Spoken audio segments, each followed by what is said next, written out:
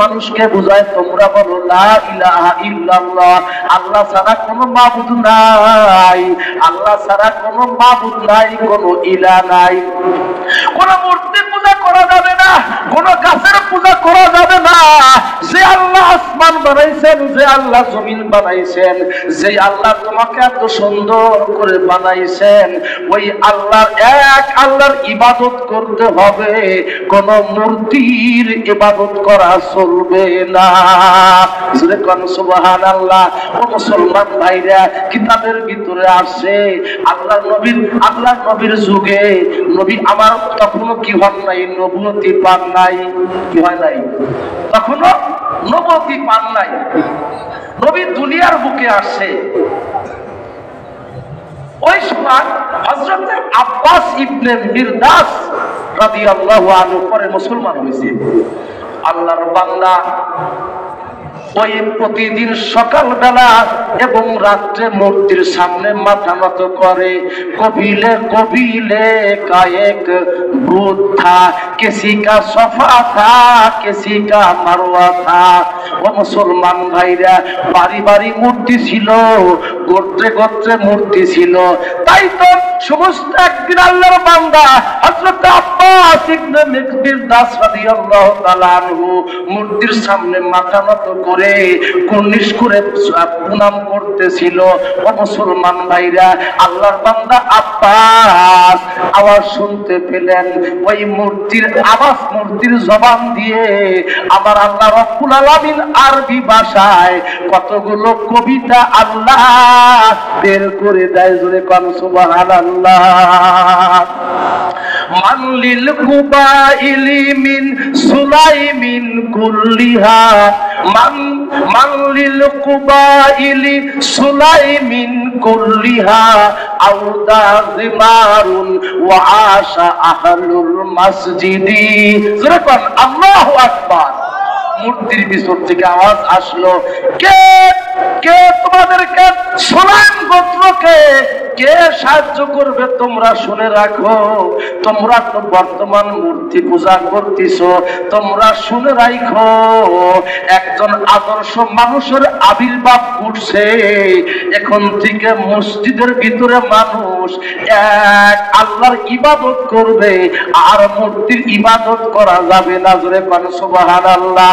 ইন্নাল্লাযীনা ওয়ারাসাতান নবুওয়াতা কাল হুদা, ইন্নাল্লাযী ওয়ারাসাতান নবুওয়াতা হুদা বাদা কিতাবি মারইয়াম ইবনে মুস্তাফা, বাদাল কিতাবি মারইয়াম ইবনে ঈসা। জোরে কোন সুবহানাল্লাহ। মূর্তির জবান দিয়ে আল্লাহ বের করে দিলেন। মূর্তি স্পষ্ট ভাষায় বলছে যে শোনো, এখন নবুয়তি যুগ চলছে। আল্লাহর নবী, শেষ নবী মুহাম্মদুর রাসূলুল্লাহ ঈসা নবী চলে গেছে। এখন অল্প দিনের ভিতরে শেষ নবী মুহাম্মদুর রাসূলুল্লাহর আগমন ঘটবে। তোমরা ওই নবীর হাতে হাত দিয়ে তোমরা মুসলমান হয়ে যাবে। জোরে কোন সুবহানাল্লাহ। অল্প দিন পরেই আল্লাহ রাব্বুল আলামিন আমার নবীকে নবুয়তি দান করলেন। জোরে কোন সুবহানাল্লাহ। আল্লাহর হাবিব মুহাম্মদুর রাসূলুল্লাহ কতগুলো সাহাবীকে নিয়ে বসে আছেন, কতগুলো মাসআলা আলোচনা করতেছেন। কি আলোচনা? মাসআলার আলোচনা উঠে গেছে। আমরা যারা নামাজ পড়ি আমরাও কিন্তু মাসআলা জানি না। কি কথা বলেন? আমি অনেক মাহফিলে দুই একটা মাসআলা বলি, যেহেতু আমি ইফতা পড়েছি, দুই তিনটা মাসআলা বলি যাতে মানুষ মনে রাখতে পারে। শুনবেন কি দুইটা মাসআলা? আলহামদুলিল্লাহ বলেন। এগুলোই দরকার। আমরা যারা নামাজ পড়ি, নামাজের ভিতরে নামাজ ভাঙ্গার কারণ কয়টা? কথা বলেন তো। 19টা। আলহামদুলিল্লাহ বলেন। কয়টা? 19টা। মুকদ্দিমের ছোট্ট ছোট্ট ছেলে মেয়েরাও পারে। কয় নামাজ ভঙ্গের কারণ 19টি। নামাজে কেরাত অশুদ্ধ পড়া। কি? নামাজে কেরাত অশুদ্ধ পড়া, কোরআন শরীফ দেখে পড়া, কোন লোককে সালাম দেওয়া, সালামের উত্তর দেওয়া, বিপদে কি বেদনায় শব্দ করিয়া কাঁদা, আমলে কাসির করা, বিনা ওজরে কাশি দেওয়া। এই দুইটা বলবো। একটা হলো বিনা ওজরে কাশি দেওয়া, এটা খুব চলছে মসজিদে মসজিদে। কি কথা বলেন? আমি নিজে পরীক্ষিত অনেক দেখি। নামাজ ঠিক মতো পড়তেছেন, কিন্তু নামাজ পড়তে পড়তে দাঁড়িয়ে উঠে গেছে, ভালো মুসল্লি আলহামদুলিল্লাহ কর, কিন্তু ইমাম সাহেব কিরাত করতেছেন, সূরা ফাতিহা শেষ করেছে, পড়ছে বিসমিল্লাহির রহমানির রহিম, ইয়া আইয়ুহাল মুযাম্মিল কুমিল লাইলা ইল্লা কলিলা নিসফাহু আবিনকুস মিনহু কলিলা আও জিদ আলাইহি ওয়া রাত্তিলিল কুরআনা তারতিলা। আর মুসলিম নামাজে কিন্তু দাঁড়া আছে এমনি, আরে গলা ঠেকলে ইমাম সাহেব সে কাশি দিতে পারে। কথা বলেন ঠিক কিনা? কেরাত তো পড়ে ইমাম, অনেক মুসলিম এমনি এমনি। এটা কিন্তু একটা হলো আপনার শ্বাস কষ্ট পাইতেছে, আলাদা দিন। আপনি কিন্তু রুগীও না, অ্যাজমার রুগীও না, সর্দি কাশিও নাই, কিন্তু একটা বদ অভ্যেস পাই গেছে। কি? বিনা ওজরে কাশি দেওয়া। এটা হলো নামাজ ভঙ্গের একটা কারণ। কিতাবের ভিতরে আছে আত্তানাহনুহু বিগাইরি উযরিন ফাসিদুল সালাত, ওযর ছাড়া গলা খেকরানো, কাশি দেওয়া, এটা নামাজ ভঙ্গের কারণ। মনে থাকবে তো? 2 নাম্বার হলো আমলে কাসির করা। কি করা? আমলে কাসির কাকে বলে? একটা হলো নামাজের ভিতরে এমন একটা কাজ করেছি যেই কাজটা করতে গেলে 2 হাতের প্রয়োজন হয়। কথা বলেন কয় হাত? 2 হাত। কিভাবে? অনেক ভদ্রলোক দেখা যায় প্যান্ট পরেছে অথবা লুঙ্গি পরেছে, নামাজ পড়তে চায় বলেছে, একটু পর লুঙ্গি হয়তো ঢিলে গেছে অথবা প্যান্ট নিচ দিয়ে যাচ্ছে, কি করবো? 2 হাত দিয়ে এমন এমন করে, তাহলে হাত কয় হাত লাগলো? 2 হাত ব্যবহার হয়ে গেল। আপনার আমলের কাসির হয়ে গেছে, নামাজ নষ্ট হয়ে গেল। আপনার টুপিটা পরে গেছে, আপনি 2 হাত দিয়ে আবার টুপিটা মাথায় আপনি সুন্দর করে লাগাইলেন, মনে করতেছেন আমি নামাজ পড়া বাড়ি গেলাম। মনে রাখবেন আপনার নামাজ কিন্তু আল্লাহ কবুল করবে না। অনেক এই একটা। অথবা নামাজের ভিতরে আমি এমন একটা কাজ করেছি যেই কাজটা যারা বাইরে আছে অথবা নামাজ পড়তেছে যদি মনে করে লোকটা নামাজের ভিতরে নাই, নামাজ পড়তে পড়তে এই যে বলছি মানে অন্য মানুষ, আর যদি কেউ বাইরে অথবা কেউ যদি মনে করে লোকটা কি নামাজ পড়তেছে না মনে হয়, তাহলে আপনার নামাজ শেষ, ক্যান্সেল। অথবা নামাজের ভিতরে আমি অথবা আপনি এমন একটা কাজ করেছি যদি আপনার মন সাক্ষী দেয় যে আমি যে কাজটা করেছি এই কাজটা করা আদৌ ঠিক হইল না, তাহলে নামাজ শেষ। ও মুসলমান ভাইরা,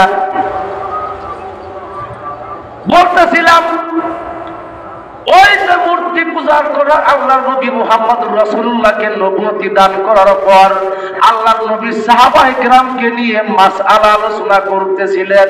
এখানে থেকে তো শুনেছি কথা। আল্লাহর নবী বসে আছেন, সাহাবায়ে কেরামকে কালেমার তালকিন দিচ্ছেন, সাহাবায়ে কেরামকে ওযু গোসলের নামাজ শিক্ষা দিচ্ছেন। হঠাৎ করে একজন বেদুইন, একজন সাপুরে ব্যক্তি আগমন করলো। তার ছোট্ট একটা বাক্স, ওই বাক্সের ভিতরে ছোট্ট একটা সাপ নিয়ে হাজির হইয়া যায়। সাহাবীদেরকে ডাকতে বলে, তোমরা এই লোকটাকে দিকে তোমরা তাকায় আসো।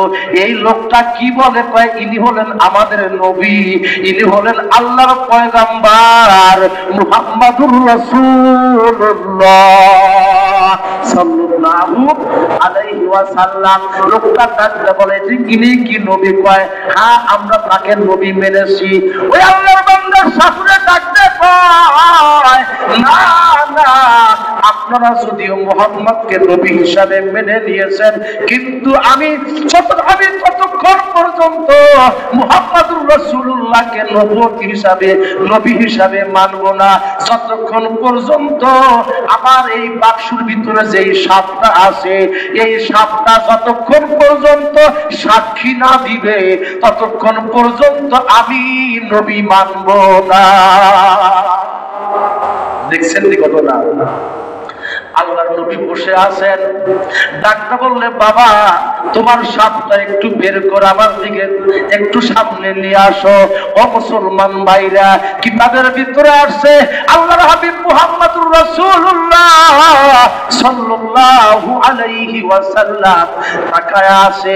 ওই সাপুরে বেটা ওই বাক্সের ভিতরে সাপটা বের করে যখন আল্লাহর হাবিব মুহাম্মদুর রাসূলুল্লাহর সামনে যখন এমন করে হাতের ভিতরে রাখছে, আল্লাহ রাব্বুল আলামিন ওই সাপের জবান আল্লাহ খুলে দিয়েছে।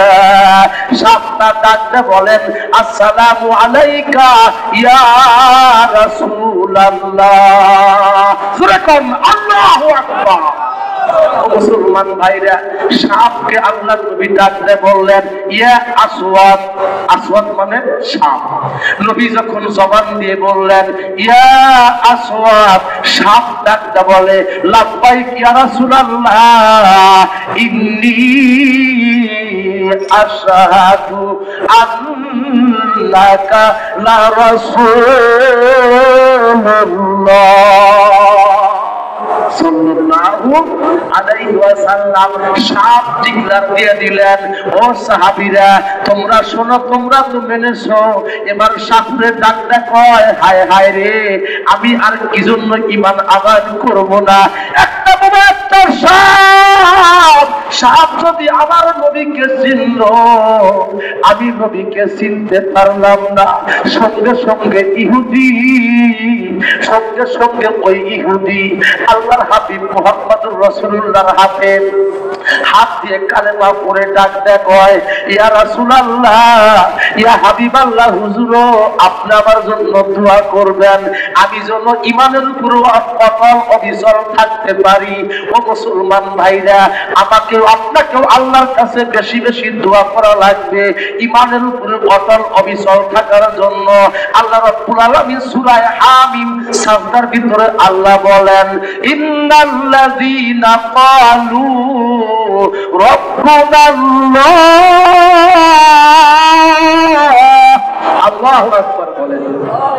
আল্লাহ বলেন, অবশ্যই যে সকল বান্দা বান্দীরা কয় আমাদের রব আল্লাহ, সুম্মাস্তাকামু, অতঃপর যারা এই কথা বলে যারা অটল অবিচল থাকে, কারা কোনো দলকে ভয় করে না, কোন নেতাকে ভয় করে না, বিপদ আসতেই পারে, তারা কোনোদিন বাতিলের সামনে মাথা নত করে না।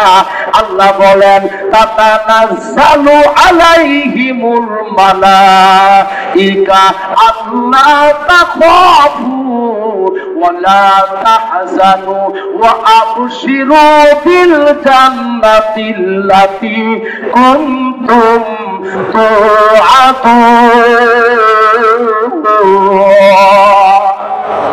আল্লাহ বলেন, যারা অটল অবিচল থাকে, দেখেন নাই বিগত 15-16 বছরে যারা হকের প্রতি ছিল, উলামায়ে কিরাম, বিভিন্ন উলামায়ে কেরামকে আল্লামা মাহমুদুল হক সহ খালেদ সাইফুল্লাহ আইয়ুবী, দেলোয়ার হোসেন সাইদি, বড় বড় উলামায়ে কেরামকে হাত পায়ে বেরিয়ে দিয়ে তাদেরকে আসামি বানাইয়া ছেলে ঢুকাইছিল। জোরে কোন ঠিক কিনা? তারা কিন্তু বাতিলের কাছে মাথা নত করে নাই। আল্লাহ তাদের সম্মান বাড়া দিয়েছে। আজকে তাদের সাথে বর্তমান সরকার তাদেরকে নিয়ে পরামর্শ করে। জোরে কোন ঠিক কিনা?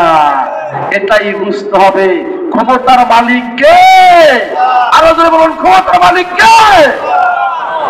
আল্লাহ বলেন তাতানাজ্জালু আলাইহিমুল মালাইকা, যারা বলবে আমাদের রব আল্লাহ, যারা বিপদে পড়েও আল্লাহকে ভুলবে না, হক পথ থেকে বিপদগামী হবে না, আল্লাহ বলেন এই সমস্ত বান্দা বান্দীগুলোর যখন মৃত্যুর টাইম হবে বাবা, আল্লাহ রাব্বুল আলামিনের পক্ষ থেকে হাজার হাজার রহমতের ফেরেশতা আগমন করবে।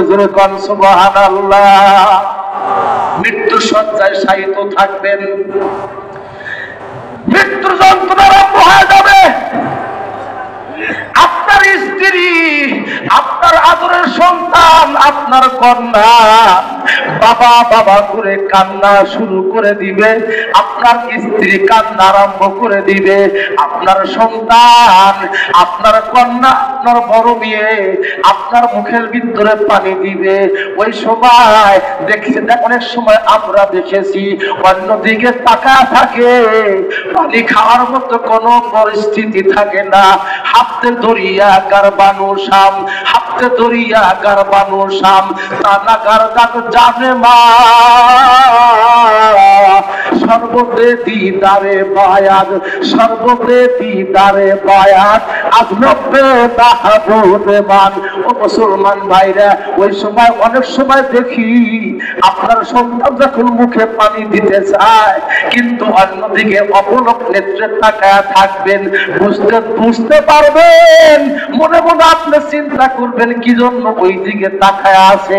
ও মুসলমান ভাইরা, আল্লাহর রহমতের ফেরেশতাগুলো আপনি দুনিয়ার বুকে কষ্ট করেছিলেন, আপনি দুনিয়ার বুকে আপনি হালাল খাওয়ার কারণে বড় মাছ কিনতে পারেন নাই, দৈনিক সপ্তাহে আপনি গোশত কিনতে পারেন নাই, আপনার সন্তান ফল খেতে চায় 1 কেজি আপেল কিনতে কোনোদিন পারেন নাই, পকেটে করে একটা আপেল কিনে নিয়ে আসছেন, সন্তান ডাকতে বলে আব্বা, আমার বাড়ির পাশের লোক ব্যাগ ভর্তি করে আপেল নিয়ে আসে, আব্বা কেন আপনি একটা আপেল নিয়ে আসলেন? আব্বা ডাকতে কয় বাবা রে, আমি হালাল টাকা ইনকাম করি, আমার টাকার ভিতরে কোনো সুদ নাই, আমার টাকার ভিতরে কোনো ঘুষ নাই, তাই তো বাবা রে আমি তোর জন্য বেশি বড় কোনো বাজার সদাই করতে পারি না। মনে রাখবেন, এই কষ্ট করে যখন আপনি দুনিয়ার থেকে চলতে লাগবেন, ওই সময় আল্লাহর রহমতের ফেরেশতাগুলো আপনার সামনে জান্নাতুল ফেরদাউসের সিনারি আপনার সামনে তুলে ধরবে। সুবহানাল্লাহ। ডাক্তার বলবে বান্দা তোর কোনো ভয় নাই, আল্লাহ তাখাফু ওয়ালা তাহজানু, তোমার কোনো ভয় নাই, তোমার কোনো টেনশন নাই, তোমার জন্য তোমার মালিক জান্নাত সাজাইয়া রাখছেন। জোরে কোন মারহাবা। ও মুসলমান ভাইরা, জান্নাত আল্লাহ রাব্বুল আলামিন আমাদের জন্য সাজায় রাখছেন। বলতেছিলাম যারা ঈমানের উপর অটল থাকবেন তাদের জন্য রহমতের ফেরেশতা আসবে। কিতাবের ভিতরে আসে আমার আপনার দয়ার নবী, আমার আপনার মায়ের নবী মুহাম্মদুর রাসূলুল্লাহ মসজিদে বসে আছেন, জিবরাইল আমিন আগমন করলেন। কে আসলেন? জিবরাইল ফেরেশতা। বিরক্ত হইতেছে?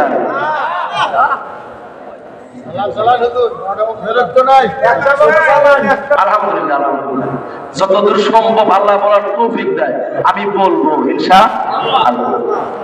ও মুসলমান ভাই, আল্লাহর হাবিব মুহাম্মদুর রাসূলুল্লাহ বসে আছেন, জিবরাইল আমিন আগমন করলেন, ডাকটা বলে, ইয়া রাসূলুল্লাহ, আপনি তো জানেন না আপনার সাহাবী সাদ অসুস্থ। ও মুসলমান ভাই, আল্লাহর হাবিব মুহাম্মদুর রাসূলুল্লাহ সাহাবীকে দেখার জন্য এমন ভাবে চলতেছেন, দৌড়ায়া দৌড়ায়া আল্লাহর হাবিব চলতেছেন। সাহাবায়ে কেরাম বলেন, আমরা তাকায়া দেখি নবীর সাথে আমরা চলতেছি, আমার নবীর সাথে আমরা হেঁটে আমরা দৌড়ায়া পারি না। আমাদের অনেক সাহাবীদের পায়ের জুতার স্যান্ডেল পর্যন্ত ছিঁড়ে যেতে লাগলো। চলতে চলতে আল্লাহর হাবিব মুহাম্মদুর রাসূলুল্লাহ সাল্লাল্লাহু আলাইহি ওয়াসাল্লাম সাহাব রাদিয়াল্লাহু তাআলা আনহুর বাড়ির ভিতরে ঢুকতেছেন।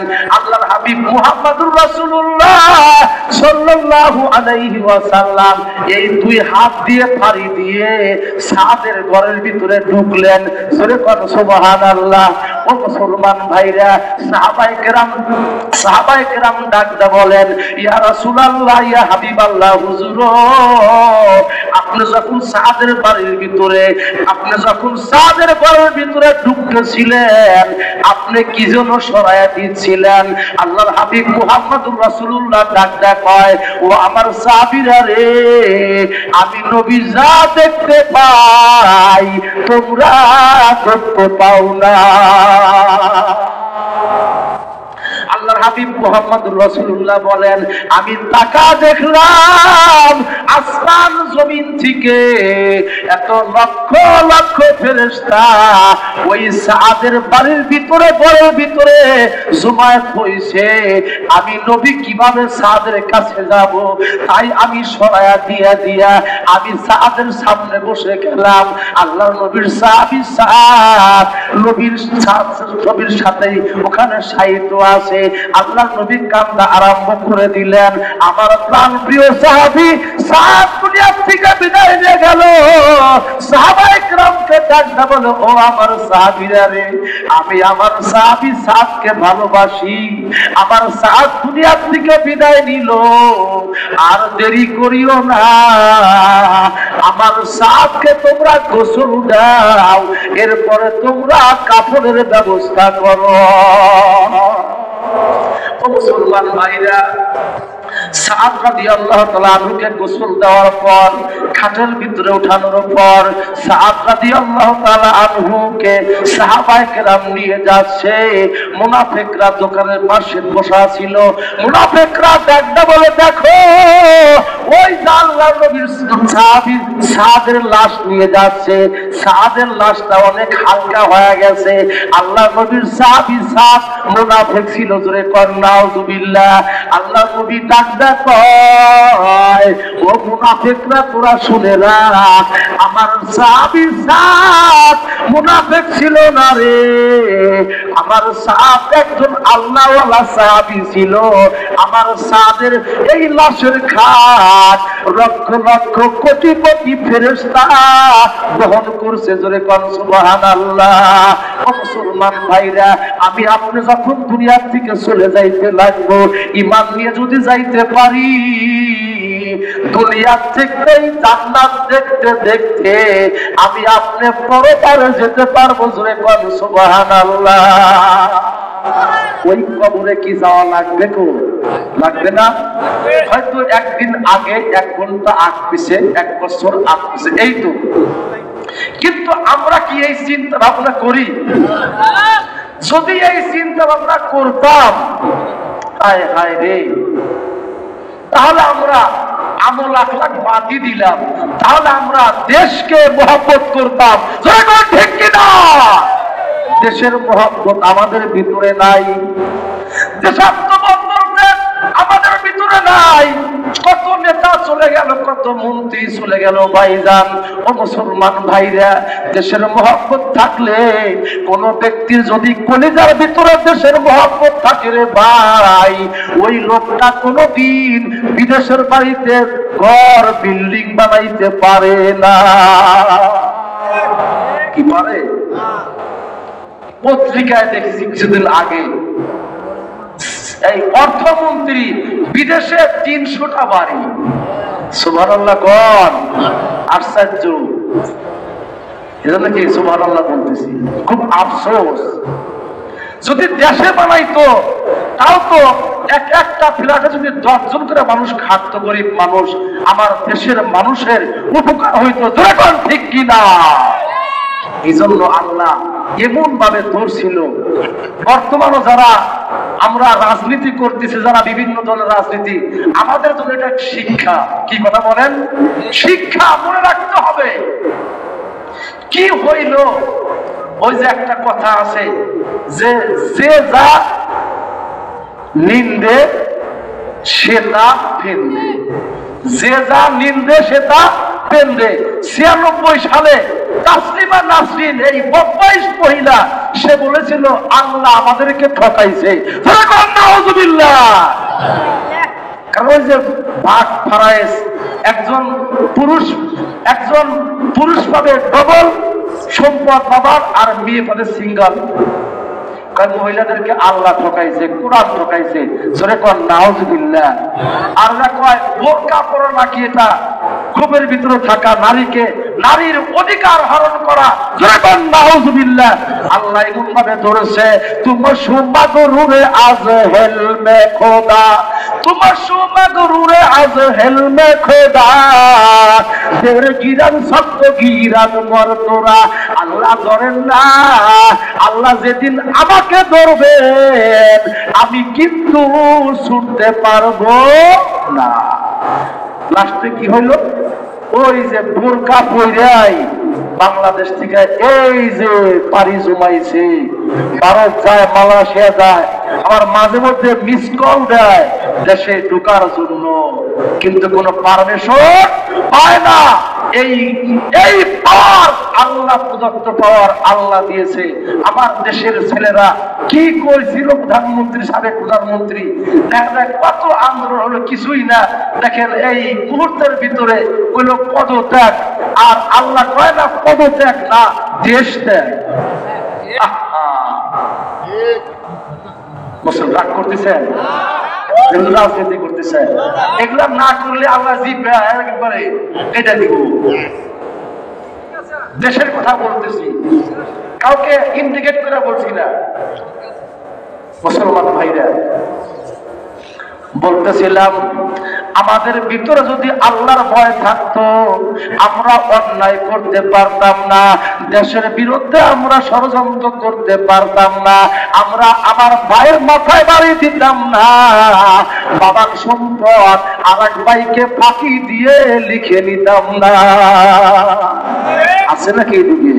আমার বন্ধু ভাই বেলকুচিতে আছে, বুঝছেন? একটা হাদিস শোনেন, মুসলিম শরীফের হাদিস। আল্লাহর নবী বলেন, মান আখাযা শিবরান যুলমান। এই যে জুলমান, আমরা জুলুম মানে অত্যাচার। এই যে শিবরান মানে কি? আপনারা কি বল? আধার। আমরা আধার কই, এক বিঘত আধার। আল্লাহ নবী বলেন, মান আখাযা শিবরান যুলমান, যে ব্যক্তি কারো সম্পদ, কারো জমিন, আধা পরিমাণ জমিন জুলুম করে দখল করবে, তাওয়াকাল্লাহু তাআলা ইয়াউমাল কিয়ামাহ, কাল কঠিন কিয়ামতের ময়দানে আল্লাহ রাব্বুল আলামিন ওই ব্যক্তির দেহটা খুব মোটা বানা দিবেন। 7 তবক আসমান জমিন তার গলায় লটকা দেওয়া হবে। কত বড় হুমকি! আর আমরা ক্ষেতের আল কাটার জন্য পারাপারি। কে ক্ষেতের আল কাটতে কাটতে পারাপারি? আচ্ছা কত, আমরা কি কেউ ওই জমি রেখে যেতে পারবো? যে সম্পদ গচ্ছিত করতেছি ব্যাংকে আছে, আমি আজকে বড় দেবো, আমার মেয়ে খাবে, আমার ছেলে খাবে। এই বুঝটা না থাকার কারণে আমাদের এই অবস্থা, নৈতিক চরিত্র অবক্ষয়। আমাদের সকালবেলা ওইটা আল্লাহর নামাজও ঠিকই পড়ি, ওই ক্ষেতের ইরি ক্ষেতের কি কাটে, গাছ কাটে, উনি পড়ছে কুবা, ওই ওমর দেখ কোবায় একবারে ক্ষেতের আইলটা একবারে 3 দিনের চাঁদ বানা ফেলায়। কি বানা? 3 দিনের চাঁদ পর্যন্ত আমরা চিকুন বানা ফেলায়। আমরা যে পাশে গরিব মানুষ হাইটা আসতে পারে না। আবার কখন খিলাফ হয়, যখন ওই যে ক্ষেত্রে আবার ঘাস হয়, ওমর থেকে ওই মধ্যে মাটি করা দেয়, ঘাস ওমর থেকে ওই করা দেয়। একটু অবস্থা আমাদের। কে রাগ করতেছে? ও মুসলমান ভাইরা, আমি আজকে বলি, আমরা শুধু বলি এটা আমার বাড়ি, এটা আমার ঘর, এটা আমার ফ্যাক্টরি, এটা আমার জমিদারি। জোরে কোন ঠিক কিনা? ও মুসলমান ভাইরা, একজন ব্যক্তিকে বলা হয়েছিল, ভাইজান আপনার কি পরিমাণ জমি জমা? হুজুর এই যে চড়া দেখা যায় এগুলো সব আমার, এগুলো সব। এই কথাটাও আল্লাহ আমাকে দিয়েছে। সুবহানাল্লাহ। এটা কইলে কিন্তু আল্লাহ খুশি হইতো, তার জমিন ফুরাইতো না, তার সন্তান নাতিপুতি ভোগ করতো, একটু নষ্ট হইতো না। যখনই বলবে আমার সন্তান হবো গাঞ্জাখোর, সন্তান হবো ডাল খাইবো, ইয়াবা খাইবো, মরিয়া যাইব, আস্তে আস্তে সব জমি ছেড়ে দেব। কে আস্তে করে মেলা শুনছেন? ও মুসলমান ভাইরা, এটা আমার বাড়ি, এটা আমার। হুজুর এটাও কয়, হুজুর এখানে কিছুই ছিল না, এই যে মসজিদটা আল্লাহর করে, এটা কিছুই ছিল না, আমি দিছি। জোরে কোন নাউজুবিল্লাহ। আল্লাহ গুলো ফকির ছিল, মানে বুঝাইতে চায় আর কি। হুজুর এটাও ছিল না, আল্লাহ আসলে আমি পরে দিয়ে দিছি। কি? আচ্ছা কত সম্পদের মালিক আমি, প্রকৃত সম্পদের মালিক আমি না আল্লাহ? কে কথা বলেন? কে? ও মুসলমান ভাইরা, ই আমানত চাঁদে রোজে নজদে মা, ই আমানত চাঁদে রোজে নজদে মা, দর হাকিকত মালিক হর শাই আজ খোদা, দর হাকিকত মালিক হর শাই আজ খোদা। ও মুসলমান ভাইরা, আমার সম্পদ আমি বলি, আসলে সমস্ত সম্পদের মালিক আমার আপনার রব আল্লাহ। ঠিক কিনা? আল্লাহ রাব্বুল আলামিন সম্পদ দিয়েছে আপনার কাছে, আমার কাছে, যে আল্লাহ দেখতে চায় বান্দা আব্দুল্লাহ, আব্দুল করিম, তোমাকে আমি 5 বিঘা সম্পদ দিয়েছি, তোমার সন্তানকে আমি চাকরির ব্যবস্থা করে দিয়েছি, তোমায় দেখি তোমার হাত দিয়ে আমার রাস্তায় তুমি খরচ করো কিনা, আমি আল্লাহ দেখতে চাই। তখন আল্লাহু আকবার। একে চশমে জাগান, একে চশমে জাগান গাফেল আজান, একে চশমে জাগান গাফেল আজান, শাহে নাবাসি বাসাদ কেউনে গাহ কুনাদ আগাহ নাবাসি।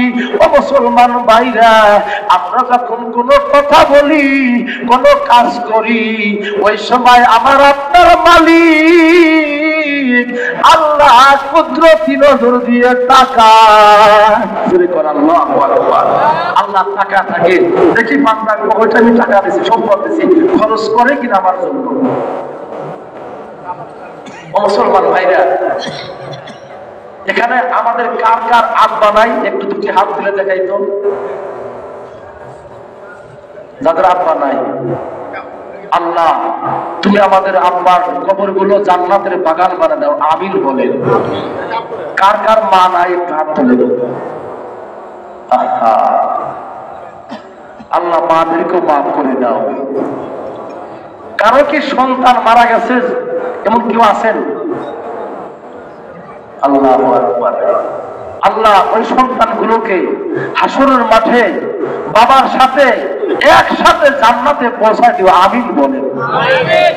ও মুসলমান ভাইরা, আপনি আমি অর্থ সম্পদ অর্জন করতেছি, সন্তানকে মানুষ করতেছি, মনে রাখবেন বাবা, আমার সন্তান যদি আদর্শ সন্তান না হয়, আমার কন্যা যদি আদর্শ কন্যা না হয়, আমি কিন্তু আপনি কিন্তু আদর্শ বাবা হতে পারবো না। ও মুসলমান ভাইরা, মনে রাখবেন, আমার সন্তান যদি আদর্শ হয়, আমার সন্তানকে যদি কোরআন শিক্ষা দিতে পারেন, চারিত্রিক নৈতিক যদি শিক্ষা দিতে পারেন, মনে রাখবেন এই সন্তানের কারণে পরকালে আল্লাহ মুক্তির ব্যবস্থা করবেন। মুসলমান ভাইরা, এদিকে খেয়াল করি, হযরতে ফাতেমা রাদিয়াল্লাহু তাআলা আনহা অসুস্থ। ফাতেমাকে খেয়াল করি একটু, ফাতেমাকে নবীজির আদরের কন্যা, বেশটি সমস্ত যুবকদের সর্দার যুবকদের মা, হাসান হুসাইনের মা হযরতে ফাতেমা, হযরতে আলী রাদিয়াল্লাহু তাআলা আনহুর স্ত্রী। ফাতেমা অসুস্থ হয়ে গেছে। ও আমার মা বোনেরা, যারা আজকে ওয়াজে আসছেন, ভালো করে এই ওয়াজটা শুনে যায়েন। ও মুসলমান মা বোনেরা, কিতাবের ভিতরে দেখলাম আল্লাহর নবীর কন্যা ফাতেমা রাদিয়াল্লাহু তাআলা আনহা কে আল্লাহ রাব্বুল আলামিনের হাবিব ফাতেমাকে হযরতে আলীর সাথে বিবাহ দিলেন। আলী ছিলেন একজন গরিব মানুষ, কিন্তু হযরতে আলীর চরিত্র ছিল ভালো। সুবহানাল্লাহ। বর্তমান কিন্তু আমরা চরিত্র ভালো, আদর্শ সন্তান আমরা চাই না, আদর্শ পিঠের জামাই আমরা চাই না। আমরা খালি চাই নজর উপর দিকে যে মেয়ে যে বিবাহ দেব, ছেলে কোন অফিসে চাকরি করে। কি কথা বলেন? সব অফিস কিন্তু এক না, অনেকে অফিসে চাকরি করলে কি হবো, অনেক পুলিশ আর্মি বিডিআর আছে। আল্লাহর কসম করে বলছি, আমার কাছে 15-20 জনের নাম্বার আছে, তারা 1 টাকাও ঘুষ খায় না। জোরে করেন আল্লাহু আকবার। প্রত্যেক সেক্টরে আছে। ও মুসলমান ভাইরা, বলতেছিলাম আল্লাহর নবী ফাতেমা জোহরা রাদিয়াল্লাহু তাআলা আনহাকে বিবাহ দিলেন হযরতে আলীর সাথে। হাসান হুসাইন দুনিয়াতে আগমন করলেন। হাসান হুসাইনের মা ফাতেমা রাদিয়াল্লাহু তাআলা আনহা অসুস্থ হয়ে গেছেন, বিছনায় পড়ে গেছেন, উঠতে পারেন না। হযরতে আলীকে ডাকতে বলে, স্বামী আমার, আমাকে আমার আব্বা আপনার সাথে বিবাহ দিয়েছে, আপনার নাম সংসারে আমার বিবাহ হয়েছিল। স্বামী, কোনদিন আপনার কাছে জোরপূর্বক কোনো কিছুর দাবি করি নাই, কোনো কিছুর চাপ প্রয়োগ করি নাই। জোরে করেন সুবহানাল্লাহ। নবীজির কন্যা। আর বর্তমান মেয়েরা স্বামীকে কয়, তোমার ভাইয়ের ঘরে 24 ইঞ্চি আছে, আমার জন্য 27 ইঞ্চি আইনা দিতে হবে, না হলে আসবো না বাড়ি থেকে। জোরে কর নাউজুবিল্লাহ বলেন। কয় তোমার ভাইয়ের ঘরে আছে এই কি আছে, ওয়ালটন কি আছে, ফ্রিজ আছে, তোমার ঘরে নাই। তুমি যদি ফ্রিজ না আনো, তোমার কোনো পরিবেশ হবে না। স্বামী কিন্তু কামাই করে মাসে 10-12 হাজার টাকা, কি করে সে ফ্রিজ কিনবে? মা, আপনার স্বামীকে আপনি চাপ দিয়েন না, আপনার স্বামীর কামাই অনুপাতে আপনি আবদার করবেন। আপনি আর কি মা বলে রাখবেন? জান্নাতের সমস্ত নারীদের সম্রাজ্ঞিনী হযরতে ফাতেমা রাদিয়াল্লাহু তাআলা আনহা বলেন, ডাক্তার বলেন, ও আমার স্বামী, আমার আব্বা আপনার সাথে আমাকে বিবাহ দিয়েছে, আপনি একজন গরিব মানুষ ছিলেন, আমি কোনোদিন কোনো কিছু চাই না। স্বামী, আমি আজ কয়েকটা দিন হলো অসুস্থ, আমি তো বিছনা থেকে উঠতে পারি না, হয়তো আমি দুনিয়া থেকে বিদায় নিয়ে আমি চলে যাব।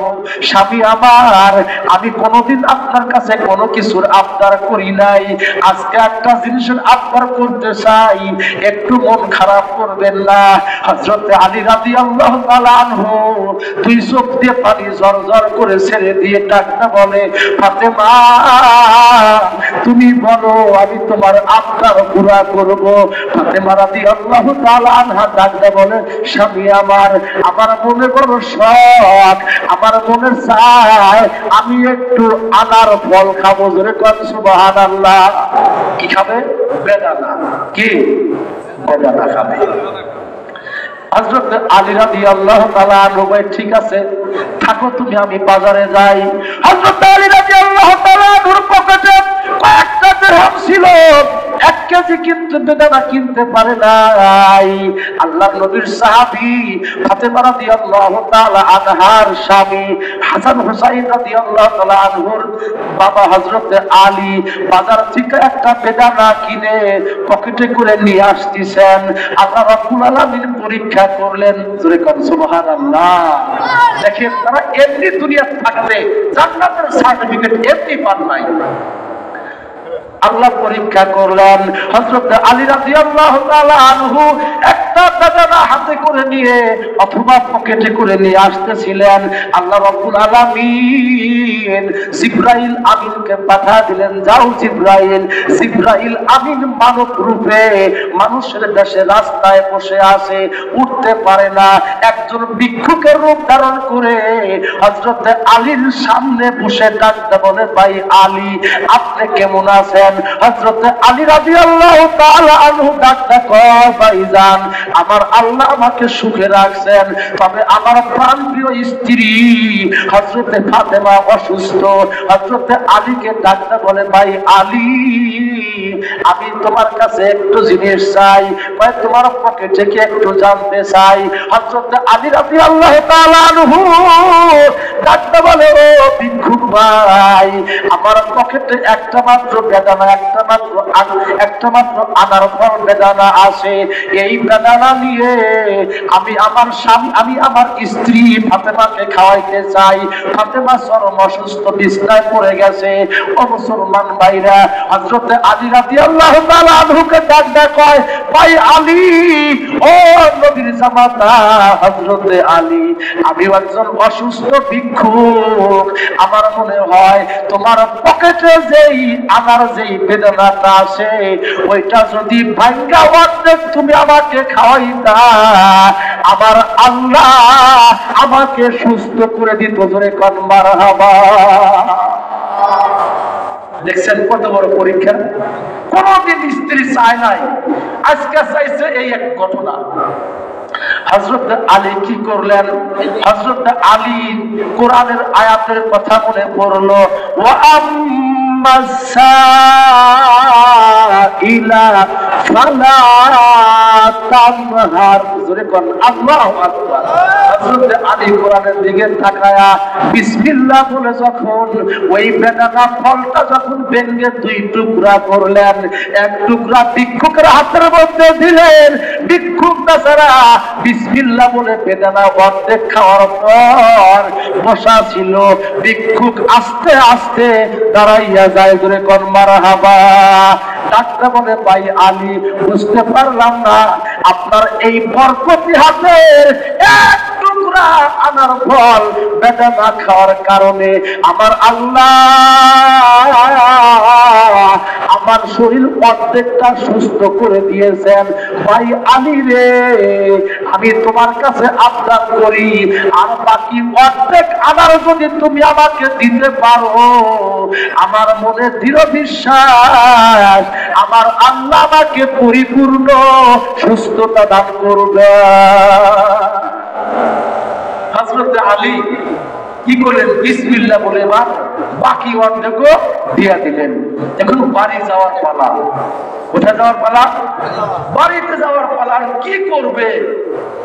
বাচ্চা ফাতেমা কি বলবে? আর তো টাকাও কাছে নাই।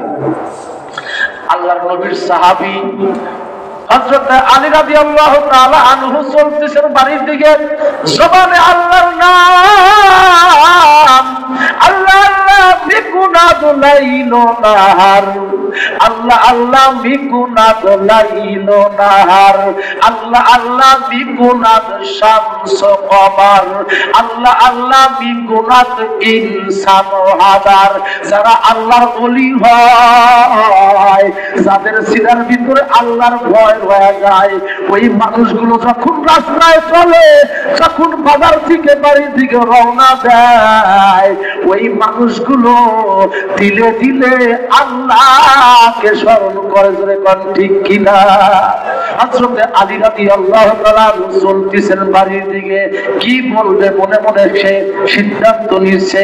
তাকায় দেখে বাড়ির ভিতরে ঢোকার সঙ্গে সঙ্গে তাকায় দেখে যেই ফাতেমা বিছানায় শায়িত ছিল, উঠতে পারে নাই, বসতে পারে নাই, তাকায় দেখে ফাতেমা রাদিয়াল্লাহু তাআলা আনহা কি করতেছেন, হাতের মধ্যে ঝাড়ু নিয়ে লা ইলাহা ইল্লাল্লাহ বলে বলে উঠান ঝাড়ু দিচ্ছে। ধরে কোন মারহাবা। ও মা বোনেরা শোনেন, আপনারা মনে রাখবেন, আল্লাহর একজন ওলি বলেছেন, যদি কোনো মা বোন কি করে সকালবেলা বিসমিল্লাহ বলে যখন ঝাড়ুটা হাতের মধ্যে নিয়ে যখন আপনার ঘর, আপনার মাইজা, আপনার উঠান ঝাড়ু দিবেন, মা মনে রাখবেন ওই খানায় কাবা ঝাড়ু দিলে যেই পরিমাণ নেকি হইতো, ওই পরিমাণ নেকি আল্লাহ আপনার আমলনামায় দিবেন। দেখছেন কত সুন্দর আমল। কিন্তু মা বোনেরা তো তা করে না। করবো কেমনে? রাতে ঘুমের লাস্টিং পাওয়ার, স্বামী ওঠে 8টায়, বউ ওঠে 10টায় 9টায়, 1 ঘন্টা লাস্টিং পাওয়ার বেশি। কারণ স্বামী সারাদিন ভার ভাঙা পরিশ্রম করে, আমি তো বয়া থাকে, আমার ধান কি হয়, ধান দেখিতে বাড়ান লাগে না। ওই যে কয়লের চারিতে মা বন্ধুর আর পানি দেওয়া লাগে না, দেওয়া লাগে কি? এই যে গরু ঘরের ভিতরে মোটর আছে, খাইবার দিচ্ছে, গরু আর বাইরে করা লাগে না। কি কথা বলেন ঠিক না? আমার কথা তো আরো বেশি, আমি জানি হাতে খবর, গরু অনেকে পালে। মুসলমান ভাইরা, যার কারণে আজকে মা বোনদের কারণে সকালবেলা রাস্তায় হাঁটা কঠিন হয়ে যায়। কি খালি সকালবেলা না, ফজর নামাজ পড়ানো রাস্তায় হাঁটি, লাইন দূরে উঠে হাঁটি 3-4 জন মিলে, মানে ডায়াবেটিস হয়েছে। কি হয়েছে? পরিশ্রম না করার কারণে ডায়াবেটিস হয়েছে। ও মুসলমান মা বোনেরা শুনে থাকেন, হযরত আলী রাদিয়াল্লাহু তাআলা আনহু তাকায় দেখেন ফাতেমা রাদিয়াল্লাহু তাআলা আনহু বিসমিল্লাহ বলে কালেমা পড়ে উঠান ঝাড়ু দিচ্ছে। হযরত আলী রাদিয়াল্লাহু তাআলা আনহু ঢোকার সঙ্গে সঙ্গে সালাম দেয়। ফাতেমা সালামের উত্তর দেওয়ার পর ফাতেমা রাদিয়াল্লাহু তাআলা আনহা মুস্কি মুস্কি হাসে, ধরে কোন সুবহানাল্লাহ। ফাতেমা ডাকতে বলে, স্বামী আমার, আপনি হয়তো আজকে কোনো ভালো আমল করেছেন, জোরে কোন সুবহানাল্লাহ। যেমন স্ত্রী তেমন কি স্বামী। আঙ্গুলগুলো বলে কি হইল দাদা? হাতে ঝাড়ু আছিল না, ঝাড়ুর আগা ধইরা কি দিত?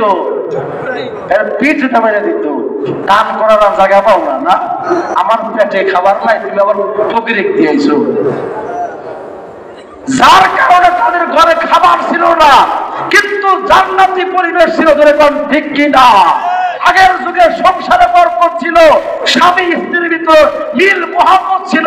এখন স্বামী কামাই করে 30,000, বউ কামাই করে 20,000, একজনের সাথে আর একজনের মিল নাই। একজন শোয় উত্তর দিকে আর একজন শোয় দক্ষিণ দিকে, মাঝখানে শয়তান ইবলিস শুয়ে থেকে কয় ঠিক আছে ঠিক আছে। এক পর্যায়ে এই 2-4 দিন থাকতে থাকতে কয় এদিকে আসবি না, কয় না। এই যে একবারে 3 তালাক একবারে দিয়ে দেয়। দিয়ে দেওয়ার পরে হুজুর খোঁজে, মুফতি সাহেব খোঁজে, হুজুর হঠাৎ করে দেখি মাথায় টুপি করে, কোনদিন মসজিদ আমি দেখি নাই। আবার দেখি আসের পরে সে বাইর হয় না। হুজুর একটু কথা আছে।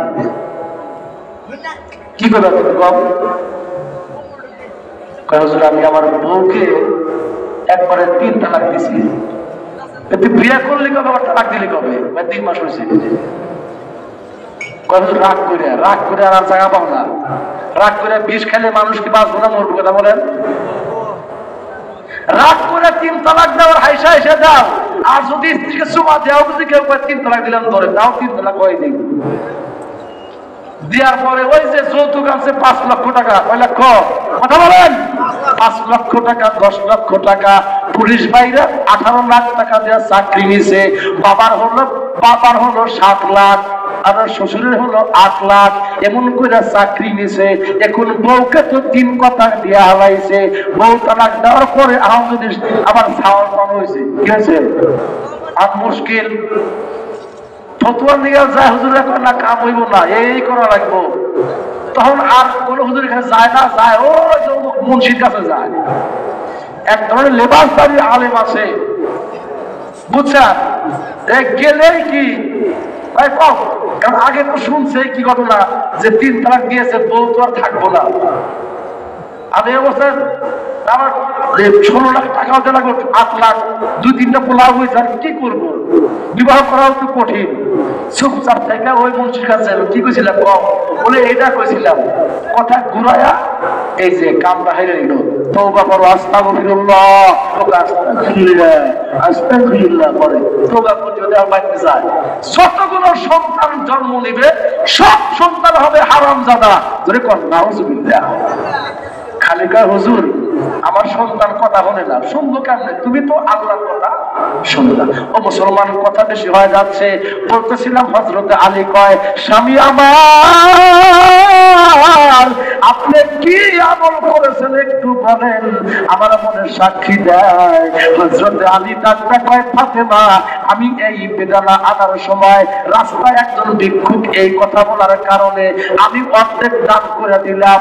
ফাতেমা রাদিয়াল্লাহু তাআলা আনহা ডাক্তার কয়, স্বামী আমার আল্লাহর কসম করে বলি, যখন অর্ধেক আপনি ওই বেদানা আপনি ভিক্ষুককে দিয়েছিলেন, আমার মনে হয় সে খাওয়ার সঙ্গে সঙ্গে আল্লাহ রাব্বুল আলামিন আমার শরীরের ভিতরে আল্লাহ এনার্জি দিয়ে দিলেন। আমি উঠতে পারতাম না, আমি শোয়া অবস্থায় থেকে আমি বসে পড়েছি। জোরে কোন সুবহানাল্লাহ। আবার যখন অর্ধেক দিলাম, তারপর আমি দাঁড়া গেলাম। ও মুসলমান।